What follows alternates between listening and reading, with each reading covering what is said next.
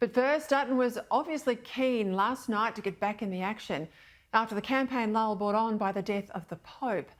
The debate was the feistiest so far, the opposition leader pushing back hard against the PM's dishonest claims that the nuclear policy would cost $600 billion. Well, no one will invest in it, Phil. That's the fact. Well, it's illegal at the moment, that's why. Because John Howard put in place the ban. We'll lift the moratorium and let the market and David, a $600 billion figure comes from a company that is a donor to the Labor Party, full of Labor staffers, discredited, and it is at odds with the $120 billion figure for the construction of nuclear power sites, which is the CSIRO figure. And another hit too against the PM's equally dishonest claims that Medicare bulk billing was under threat from the coalition. If you were being honest, you would admit that funding went up each year, and $30 billion in education. Every year, our population is increasing. 14. Prime Minister, you couldn't lie straight in bed, honestly. This is unbelievable. You can go to abuse. No, well, it's just the reality. Abuse. And the cumulative impact of Dutton finally taking these issues, these lies head on, was a front page like this one for today's West Australian. Can't lie straight in bed, it read. And those lies are starting to catch up with the PM. At some point in this campaign, he was going to face hard questions and serious scrutiny. Hopefully, that started today with journalists tackling him over the decision to preference an anti-Israeli Green in his own seat, especially after saying he would not do deals with the Greens. I rule out negotiating with the Greens. That's even further for you. Can you rule out any changes to negative gearing and capital gains tax? Yes. How hard is it for the 50th time? And will you rule out using them as negotiating tools with the Greens in horse trading? To form a government? No, in horse trading for votes on other matters. What are you talking about? Also, at some point, the coalition was going to have to take Labor's lies and pull them apart. Now, it should have happened earlier because Labor's only real strategy here is a dishonest scare campaign against Peter Dutton. But finally, on this front too, we've seen some action. This morning, the coalition released what it said was a comprehensive list of the PM's lies, 76 lies in 27 days, including, it says, 15 lies in just over an hour during last night's debate. Now, here are just a few. The truth is bulk billing was in free fall because the incoming Liberal government, the last time they won, ripped $50 billion out of the hospital system. Fact, when Peter Dutton was Health Minister, funding increased by 16% in 2 years. This on education. $30 billion ripped out of education. That was the 2014 Abbott budget. Fact, the previous coalition government increased funding for public schools year on year on budget deficits. What we had to do when we came into office was clean up the mess. Turn Liberal Party deficits, $78 billion was what was predicted in that first year. We turned that into a $22 billion surplus. In fact, and even the journalist Phil Curry fact-checked the PM on this, the actual deficit was not even half of that.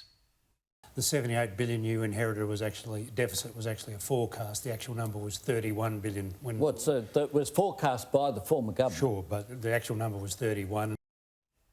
And then there was this.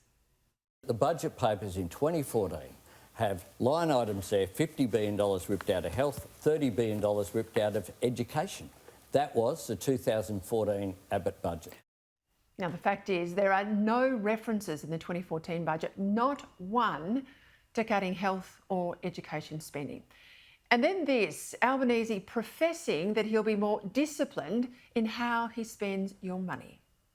And the current deficit, of course, is there, but we've halved it. We'll continue to work on savings, continue to produce value because we understand how important it is. Fact, well, there have been no saves from this government. Indeed, Labor's spending decisions have cost the budget bottom line a cumulative $144 billion. Now, it was way past time for the coalition to take the gloves off against Anthony Albanese because there's been no kid glove treatment from Labor for the opposition. Peter Dutton and Andrew Hastie faced a feral media in Perth today, announcing the coalition's defence policy to increase spending to 2.5% of GDP in the next term of Parliament. and to 3% over the decade.